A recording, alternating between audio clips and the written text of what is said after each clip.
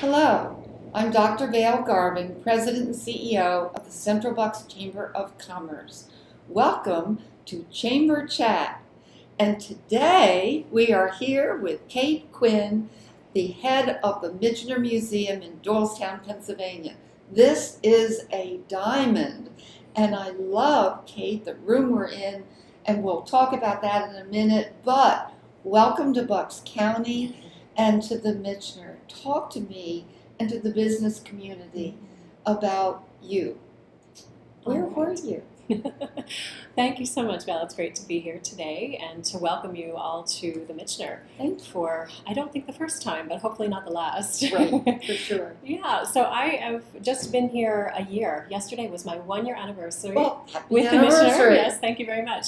Prior to that, I spent about 12 years at the University of Pennsylvania's Museum of Archaeology and Anthropology. Ooh, that sounds interesting. It's a it's another gem in the community. It's one that I spent time with all public-facing aspects. So I was the head of the exhibition program. We updated a whole series of new galleries, which happened just before I left, and that was a good reason to make a transition because that big work was finished. Yeah.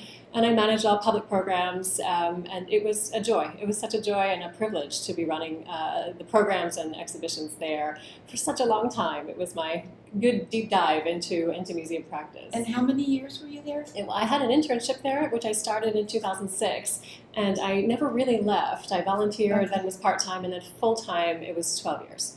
So museums are definitely your passion. Absolutely. Yes, they are. Well, talk to me about this wonderful museum. Yeah. And then the room that we're in. So I'm very excited to be leading the Michener now, again, for just a year. I've been learning much about it in my first year here, mostly about the operations and about the day-to-day activities. But the museum in and of itself is really unique in that it takes a historic structure, saves it from demolition, and turns it from a place of really, very unpleasant circumstances into one that is intended to bring joy to every visitor. That's exciting to me. That's something I think is really important. As I look outside, there are prison walls. It was a prison, right? It was a prison, yes. And so, James A. Michener. Yeah, as I understand the story, and so I'm looking to get connected with more historians. And so if anyone's out there, I'm looking to have historians come to help us with this.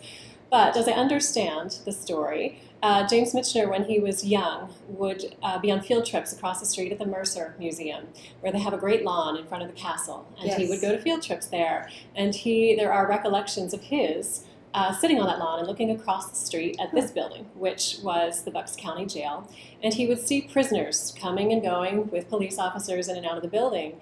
And he swore to himself that he would never be in that position. He would never be in that building, and that's not something that he would drive his life into becoming.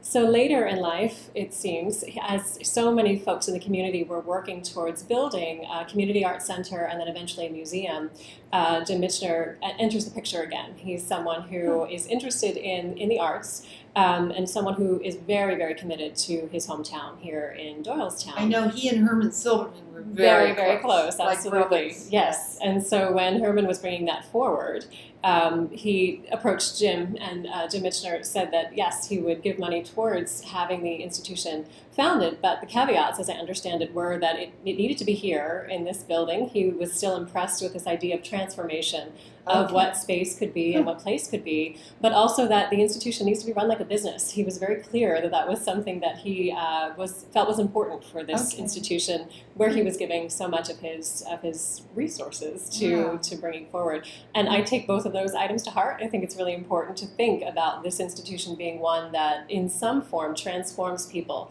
when they come into it. Seeing a piece of art, being excited about coming into a space like this, we are in the Nakashima reading room, and having a contemplative experience that allows even minor transformations. But if that's a key in moving forward, I think we can do a lot more to help people feel that when they're coming into the space. And operationally, I'm certainly taking a look at the day-to-day operations of the place and how can we strengthen it. One of my strongest beliefs about my role in this institution is that, first of all, I'm here to serve. We are here to serve the community that is coming in and out of this building, and I'm here to protect it and preserve it for future generations. It's my responsibility and ours, of those of us who are leading this institution, but to make sure that it's here for your children and your children's children and your children's children's children to come in to engage with this space, this beautiful building, this incredible art collection, and to move it forward so that they see that responsibility and find the power of place in the same way that Jim Michener did, sitting across the street all those years ago. It's relaxing. You come in and talk to me about the activities that take place, because there's a day camp for children. Is it an art day camp? What are they going to be it's a summer doing? camp for children, and yes, it's all about the arts. I think this week is drawing. It's a focus on line drawing. That's there's different things each week. We're at a diminished capacity due to the COVID pandemic, of course, this year, and we're looking for ways to build back up in the fall, and then certainly in the years to come, hoping that we won't have to shut down again.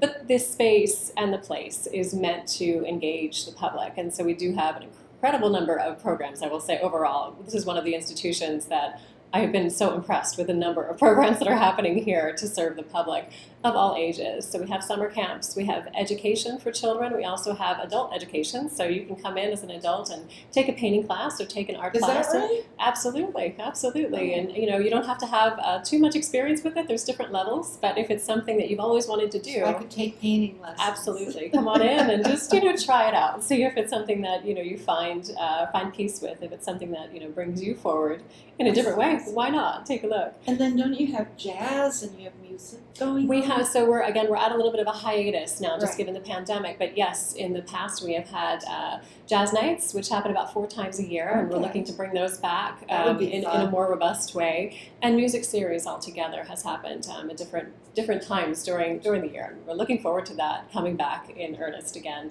both indoor and outdoor would be great. We're also incorporating lectures, so as we have new exhibitions are opening, you'll have an opportunity to meet with artists, contemporary living artists, and also to hear histories and perspectives from folks who are no longer with us, but their art hangs on the wall here in the that's museum. great. Yeah, there's a lot for everyone, we hope. There's enough that we're offering for folks. Like, what exhibits do you have currently? Well, we're in the middle of a change right now. For one exhibition, we just closed Essential Work, which was an exhibition that was put together with contributions by local photographers, folks in the community who felt they saw and captured what work was essential in Bucks County and in the greater Philadelphia region during the pandemic. And so they captured that, submitted photos, and those photos then were placed on the wall Oh, that's neat. as a really strong way to bring the community Yes. into the work that we do and to see it through your lens. How did you see the pandemic? That exhibition was wonderful. It was something that really drew the community in, and highlighting their own work was wonderful. It has just closed, however. I'm preparing for a new exhibition by the artist Robert Beck, who is a contemporary local artist who focuses his tradition on, he focuses his work on traditional practice of Impressionist painting. So that exhibition opens in just 2 weeks. So in the room where we're seated across the way, our preparator team is quieted down so that we could have this interview. But they're just installing right now. What It's is an the date active- that it opens? So July we can the- all be there. Yes, July 30th it will open to Okay. the public. We have an exhibition currently open, another photography show called Through the Lens, Okay. and that will run through the end of August, and then we'll have a new Okay. exhibition opening that highlights the woodwork of Wharton Esherick. And that exhibition is called Daring Design. It opens on September the 10th. That is a nice collaboration with the Wharton Esherick Museum, of which I serve on the board, and the Okay. exhibition was planned prior to my arrival, but I'm very excited to have these two worlds collide here through highlighting the woodwork of Wharton Esherick, and certainly his life and his background. It talks about some of his key patrons and key connections, who were all women. So 3 women who that'll had be very interesting. strong influence on him and his practice. And that'll be our big fall exhibition, which we're excited to And then bring aren't you forward. having something with shoes? This exhibition, which will open, we believe, in September of 2022, fall, definitely. It's called Walk This Way, and it's an exhibition of a Stuart Weitzman collection from the New York Historical Society. Cannot wait That to one's see going to be very, those. very exciting. That should be a nice big show. We wanted to make sure that we were in line with their traveling exhibition schedule for sure, because the exhibition has moved around the country. But that's the perfect time frame for us, and so we're very much looking forward That'll to be exciting. having those shoes. They're pretty dynamic. So Now, we're talking to the business community here. Yeah. Talk about your business person's organization you Yeah. have within the Michener. we do. We have a wonderful corporate business partners program, is what it's called. And I've worked in museums for quite a long time, almost 2 decades at this point in my career. And I've never seen anything quite like this program. It's very unique. And I think that gets back to, in some way, Jim Michener, but more so Herman Silverman and founders of the institution,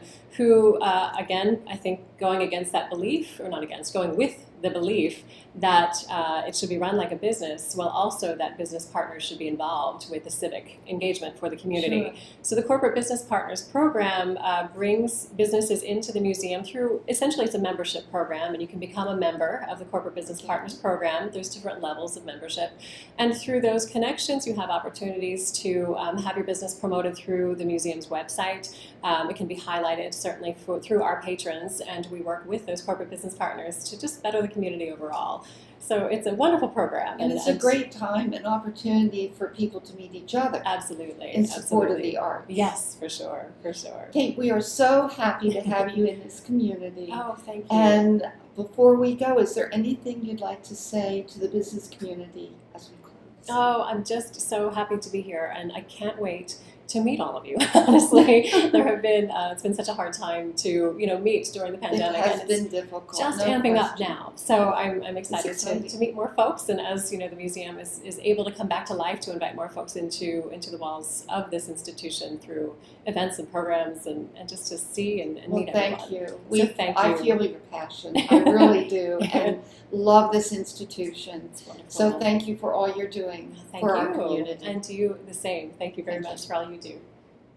Thank you so much, and we look forward to another edition of Chamber Chat.